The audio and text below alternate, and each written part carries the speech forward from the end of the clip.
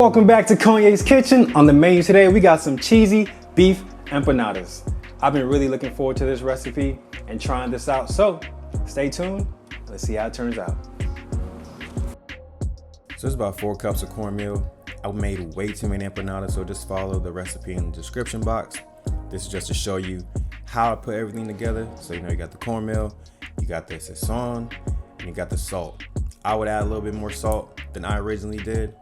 I ended up adding a little more cornmeal because the mixture was too wet in the kneading process. So I'd say just keep the 2 teaspoons or maybe 3 teaspoons of salt and you should be just fine. So now we're gonna add our warm water. You wanna add this gradually. It's almost equal parts. So 2 cups cornmeal, around 2 cups of warm water. You definitely wanna add it slowly because if you add too much, then you're gonna end up having to add a little more cornmeal. That's gonna throw off the seasoning ratio. So just add it gradually till you get the consistency that you want.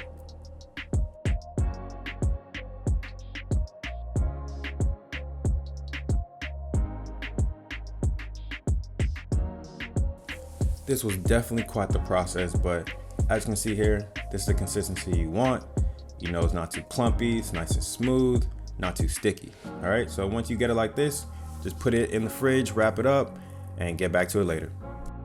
So now we got our ground beef. So one of my friends put me onto this ranch seasoning. I like it. If you don't, it's optional. If you have your favorite seasonings you like to season your ground beef with, go ahead and use those. Now we got some chili powder.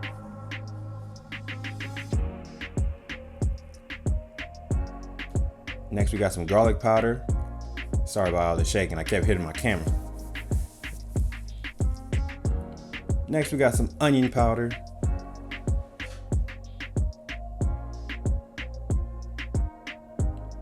And some oregano. It's a little bit of cayenne to get the kick in there,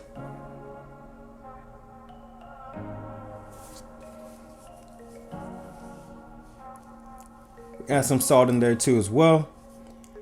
Now we're gonna get it all nice and mixed up.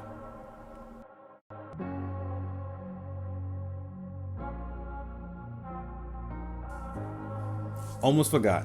One of my favorite seasonings, some paprika. You can't go wrong with no paprika. So add a little, add a lot, really don't matter.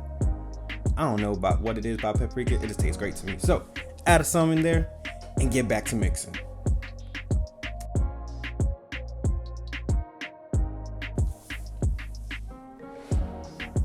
So I got a little grapeseed oil in the pan. Now we're gonna add our diced onions and cook them till they start sweating. AKA translucent, AKA clear, whatever you want to call it.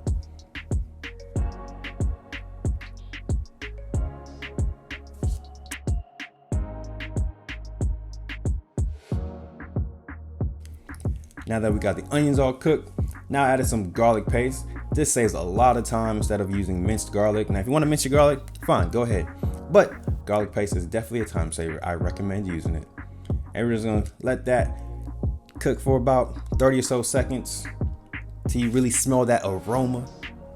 Next, now it's time to add the beef.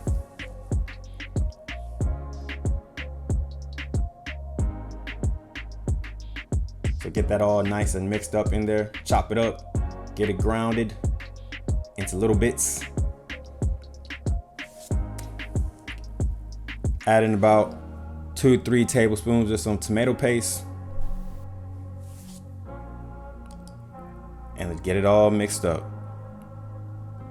So originally I wanted to use a nice stewed or slow cooked meat so it can be nice and tender, but I didn't have the time, so I just used some ground beef. So now that we got it all cooked, now you definitely want to drain the oil before you add the cheese. I had to do it later, much tougher step to do, but you want to drain your oil first, then you add all the cheeses. I got some pepper jack cheese and some nice sharp cheddar cheese. Get that all mixed up.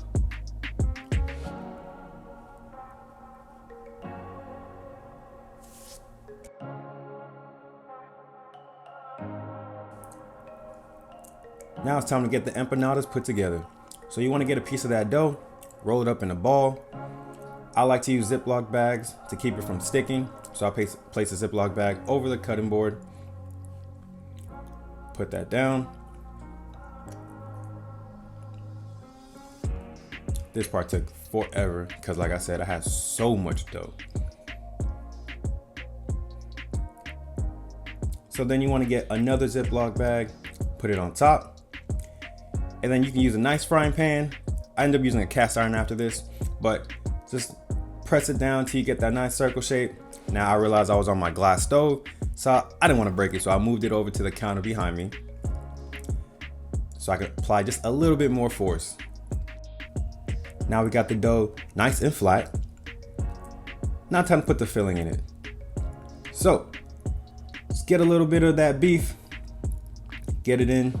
I've probably changed my technique for doing this probably 5 times during this entire process. So whatever works for you. I like to just use the plastic, as much as I can, keep it from sticking. But at this point now you just want to form it. If you want to have the little fork imprints, go ahead. But like the video says, it's a Columbian style. They usually don't have them. So, but these are your empanadas, make them your style. So do whatever you want, form them however you want. And it's just an example. So now it's time to get them frying. I recommend using a taller cast iron or something a little bit deeper because, man, the splashes will get you. Or the mess up your stove. Luckily, I had an electric stove and not a fire one. I probably would have burned the whole house down. But, if you have a nice metal spatula, that might help too as well. I did not have one. So, just try to get them in like you can. Still hitting the camera, my bad. But these fry very quickly, probably about 2 minutes each side till you get that color and that golden brown that you really desire.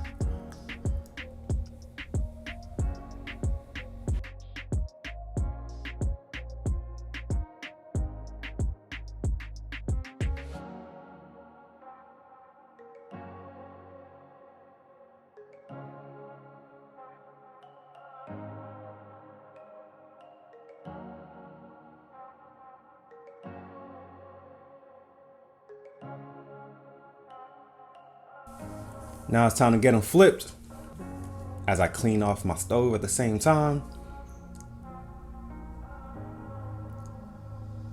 I'm not gonna lie to y'all, for some reason, the oil did not feel that hot when I was trying to flip it. I don't recommend touching it. I do not. But it just, I don't know, something about it just wasn't, stinging like I thought it would. So I was a little more comfortable touching empanadas while they're in hot oil. Do not do this at home. Just have better utensils. Better than I did.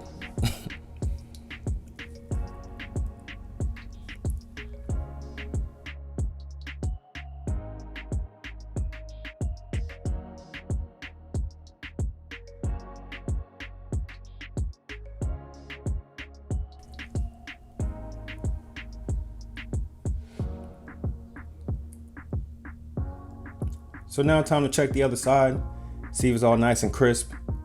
Looks like it is. So now it's time to rack them.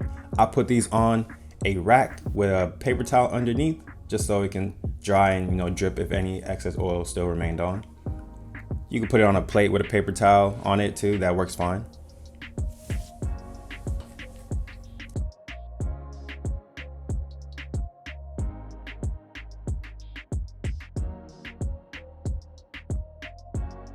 Ooh, now it's time to test out that crispiness. Ooh, you hear that? Ooh, now that's some crispy crust right there. Oh my goodness. Hey, this is a beautiful shot. And there you have it. I know y'all seen the finished product. Now, there's only one thing left to do. It's time to taste it, This is my first time making empanadas. I ain't even gonna lie to y'all. It came out great, but I didn't know kneading would be so tough. Boy, it was like a workout. But now, let's see if it was all worth it. Ooh, okay. Ooh. Oh, now that's fire right there. I ain't gonna lie to you. Well, someone told me you can't have empanadas without salsa. So, I got this nice pineapple peach salsa. We're gonna try it out.